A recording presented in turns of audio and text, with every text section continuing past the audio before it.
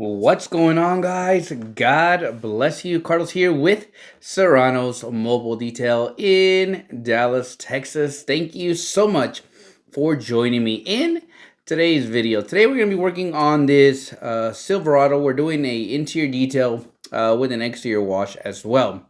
But in today's video, guys, I want you to visualize in this scenario, your extractor broke. Now, there's many videos out there that I have seen, which I was kind of contemplating on doing this video, but some have asked, Carlos, what is your way of doing extraction without any extractor, right?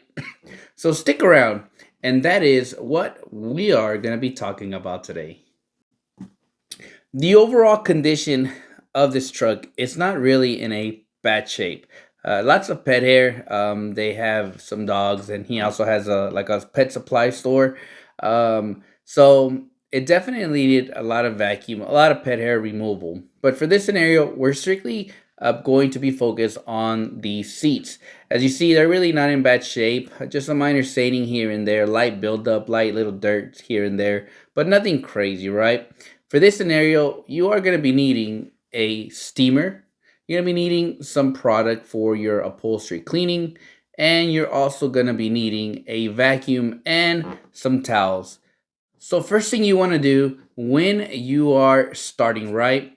Of course, we're not going to be using an extractor in this video. We're strictly using your normal everyday use utensils or tools. For this scenario, first thing you want to do is vacuum the seat out really well. Next, we're going to be using Flex BioBreak. And what you're going to do is you're going to end up really soaking these seeds down really well, prepping them. And then next, you're going to end up doing like a drill brushing the whole seat really well to agitate the seeds, the material, and prep it for the next phase, right? For the next phase, you're going to come with your steamer. The steamer we're using today here is the Aqua Pro steamer, which has done really, really well for me with the triangle attachment that has like the brush. And you're going to be steaming your seats really, really good, right? After that, you grab your vacuum, and now you are doing your extraction, right? We're going to be removing the steam, the product that was sprayed on there. So that's what I'm doing right now, the extraction process, right?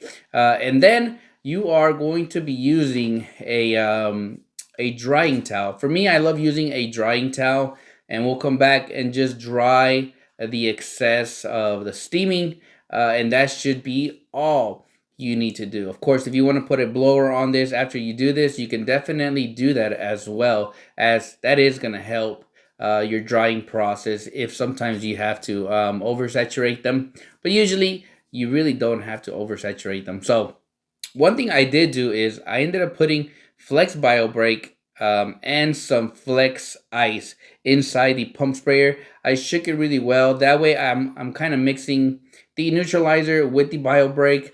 And you don't have to worry about having to like spray your neutralizer after. And I haven't seen any major issues, no staining, no stains coming back. I'm trying something different. I know you're not supposed to, but it works for me, right? So that's what we got going on so far. It's a really quick process. Sometimes it just takes a little bit longer to understand it. But don't give up if you run into this issue, right? Where something breaks, it happens. Guess what? Now you have to find an alternative to get this resolved. And that pretty much concludes on how I do my upholstery cleaning with no extractor, right?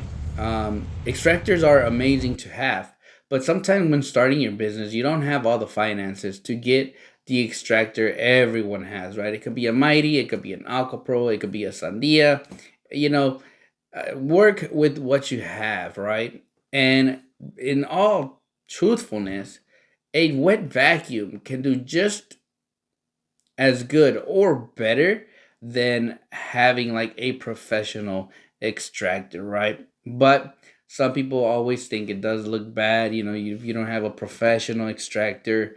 But you can get amazing results with really your everyday tools that you carry with you, right? So if you ever run into that issue, or maybe you're on site and your extractor breaks, don't panic. Just think a little bit on what you have on hand and just make some really quick adjustments, and you'll see some amazing results based off what you already have, right? So I hope this video kind of helped some of you guys on the way I do it. Very simple, very quick.